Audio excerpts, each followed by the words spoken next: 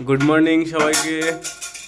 আজকে এই একদম এখনও গরম পড়েনি তো প্রত্যেক যে বাড়ির বা হোটেলের যে এসিগুলো আছে সেগুলো একদম সার্ভিসিংয়ের উপযোগী হয়ে উঠেছে, কারণ যেহেতু এখন গরম সামনে লাগবে, এসি প্রয়োজন। তো আগে থেকে অ্যাডভান্স এসিগুলো সার্ভিসিং করিয়ে রাখছে আর কি সবাই। তো আমাদের হিরক মিস্ত্রি এসি খুলতে শুরু করেছে, তারপরে পাম্প দিয়ে সার্ভিসিং করা হবে, কেমিক্যাল দিয়ে, পাম্প দিয়ে, এবং আরও যে ফোম আছে ফোম দিয়ে সার্ভিসিং করা হবে ইনডোর আউটডোর। কিছু বলুন টেকনিশিয়ান সাহেব। টেকনিশিয়ান সাহেব কিছু বলুন আপনি। হ্যাঁ, বলতে হবে যে আপনারা এসিগুলো সার্ভিসিং করুন, সার্ভিস করলে এসিগুলো ভালো চলবে। আচ্ছা, সার্ভিসিং করানোর নিয়ম কি?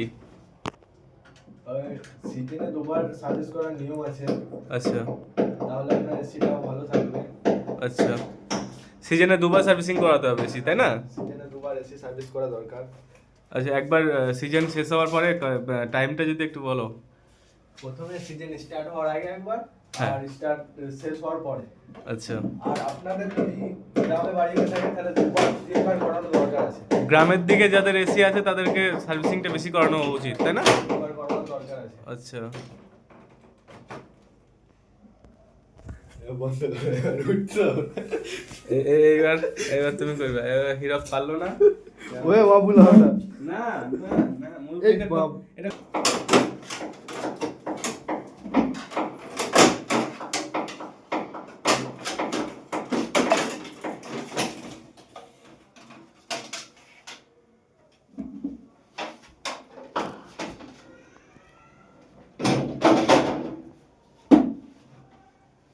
নমস্কার দাদা। নমস্কার, good morning. Good morning, very good morning.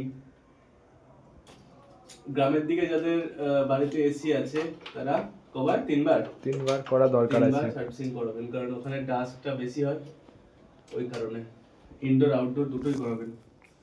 আর পারলে আপনারা কেমিক্যাল কিংবা ফোম দিয়ে, মানে কোম্পানির যে সার্ভিসগুলো হয়, কোম্পানির সার্ভিসে কি হয়, এইখানে আপনার ব্রাশ দিয়ে এগুলো ঘষে দেয়। এইটা খুলবে, শুধু এটা খুলবে, ব্রাশ দিয়ে এগুলো ঘষে দেবে।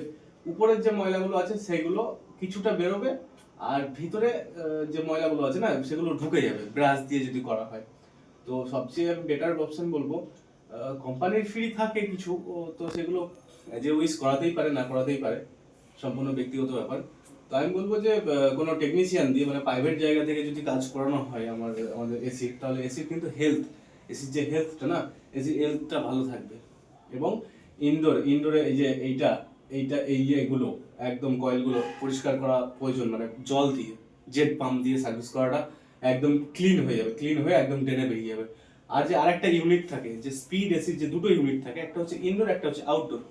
আউটডোরের যে একটা বক্সের মতো যে মেশিনটা থাকে, ফ্যান লাগানো থাকে, ওখানেও কন্ডেন্সার আছে। তো কন্ডেন্সারটাকেও পরিষ্কার করার প্রয়োজন আছে জল দিয়ে। জল জল প্রথমে কেমিক্যাল, তারপর জল দিয়ে। তাহলে কি হবে, আমাদের এসির হেলথটা গুড থাকবে, এবং আমাদের ইলেকট্রিক বিলটাও অনেক সাশ্রয় হবে। এবং আমরা যে এসির হাওয়াটা খাবো, যে রুমে আমরা থাকবো এসিটা চালিয়ে, তো আমরা নিশ্চয় রাত্রে ঘুমাবো, সেখানে আমাদের বাচ্চা কাচ্চা আছে এবং আমরাও নিজেরা থাকবো, তো আমাদের যেন নিঃশ্বাস প্রশ্বাসের কোনো কষ্ট না হয়, এবং মানে বিভিন্ন রোগ জীবাণু যাতে এসি থেকে এসি বাইরে থেকে টেনে যেন ভিতরে না নিয়ে আসে। অতএব আমাদের এসির হেলথটা খেয়াল করা অতি, মানে অবশ্যই প্রয়োজন। তো ধন্যবাদ, সবাই ভালো থাকুন, সুস্থ থাকুন, দেখা হবে অন্য কোনো ভিডিও নিয়ে।